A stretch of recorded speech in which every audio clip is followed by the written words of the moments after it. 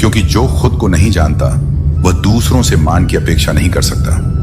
अब दुनिया दिल से नहीं, दिमाग से रिश्ते निभाती है, इसलिए कुछ कहने से पहले बहुत कुछ सोचना पड़ता है। क्योंकि भावनाओं की भाषा अब कम लोग समझते हैं और ज्यादातर लोग लाभ और सुविधा की भाषा बोलते हैं। जो व्यक्ति तुम्हारा होना ही नहीं चाहता, उसे जबरदस्ती अपना बनाने से कुछ नहीं मिलेगा। आज जो तुम्हारा बनाया गया है वही कल पराया बनकर चला जाएगा। अगर तुम्हें बार बार अपनी अहमियत जतानी पड़ रही है तो समझ लो कि सामने वाला तुम्हारा मूल्य समझने के लायक ही नहीं है।